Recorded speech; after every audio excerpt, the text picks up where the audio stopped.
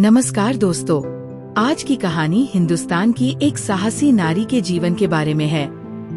नूरजहां, मुगल साम्राज्य की एक अद्भुत शक्ति।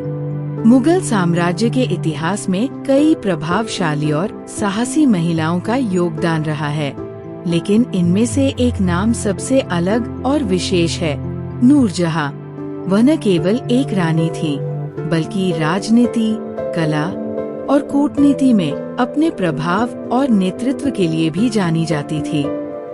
नूरजहां की कहानी साहस, बुद्धिमत्ता और संघर्ष से भरी हुई है। उनकी कहानी न केवल इतिहास का हिस्सा है, बल्कि यह प्रेरणा और शक्ति का प्रतीक भी है। नूरजहां का असली नाम मेहरुन्निसा था। उनका जन्म 1577 में कंधार के एक कुलीन परिवार में हुआ था। उनके पिता मिर्जा घियास बेग एक फारसी अभिजात थे, जो बाद में मुगल दरबार में उच्च पद पर पहुँचे। आर्थिक संकट के कारण उनका परिवार भारत आया, जहां उनके पिता ने अकबर के दरबार में नौकरी पाई।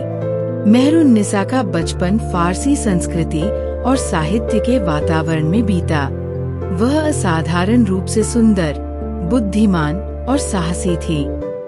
उन्होंने कम उम्र में ही काव्य, संगीत और कला में निपुणता हासिल की। 1607 में मेहरुन्निसा का विवाह अली कुली खान से हुआ, जो मुगल सेना में एक अधिकारी थे। लेकिन ये विवाह खुशहाल नहीं रहा।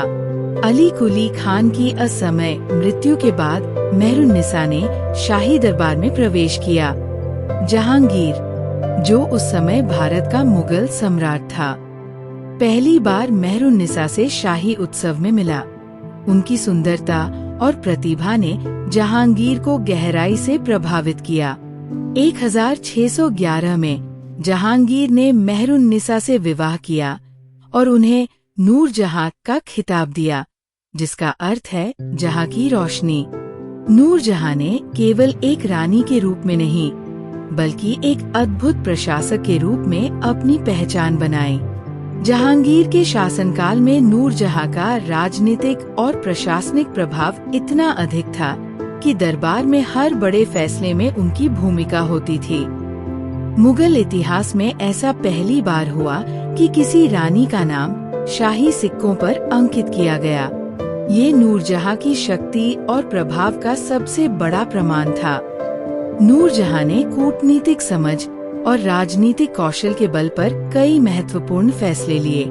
उन्होंने प्रशासनिक अधिकारियों की नियुक्ति से लेकर साम्राज्य की आर्थिक नीतियों तक में सक्रिय भूमिका निभाई। नूरजहां न केवल एक प्रशासक थी, बल्कि युद्ध के मैदान में भी उन्होंने अपने नेतृत्व का परिचय दिया। वह घुड़सवारी और तीरंदाजी में निपुण थी।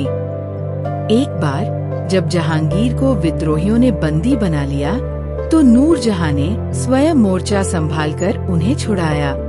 नूरजहां कला, साहित्य और वास्तुकला की एक महान संरक्षक थी। उनके संरक्षण में कई खूबसूरत इमारतें बनाई गईं, जिनमें से कुछ आज भी उनकी विरासत को संजोए हुए हैं। नूरजहां ने मुगल चित्रकला, कविता और हस्तशिल्प को प्रोत्साहित किया। उनकी रुचि के कारण उस समय फारसी और भारतीय संस्कृति का अनूठा संगम हुआ। नूरजहां के नेतृत्व में बनाए गए स्मारक उनकी गहरी रुचि और उत्कृष्टता के प्रतीक है। आगरा के पास स्थित इत्माद-उद-दौला का मकबरा, जिसे उनके माता पिता की याद में बनवाया गया था, इसका उदाहरण है। 1627 में जहांगीर की मृत्यु के बाद नूरजहां के जीवन में संघर्ष का दौर शुरू हुआ। उनके सौतेले पुत्र शाहजहां के साथ उनकी राजनीतिक प्रतिस्पर्धा थी।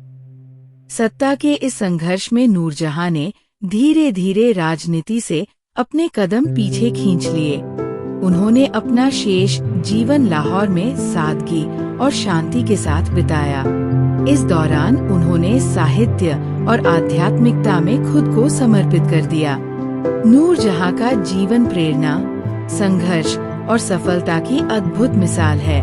वह न केवल अपनी सुंदरता के लिए जानी जाती थी, बल्कि अपनी बुद्धिमत्ता, कूटनीति और नेतृत्व के लिए भी सम्मानित थे। उनका जीवन ये सिखाता है कि एक महिला चाहे किसी भी परिस्थिति में हो, अपने साहस और संकल्प से महान उपलब्धियां हासिल कर सकती है। नूरजहां का नाम इतिहास में एक ऐसी रानी के रूप में दर्ज है जिसने अपनी बुद्धिमत्ता और नेतृत्व से मुगल साम्राज्य को नई ऊंचाइयों पर पहुंचाया।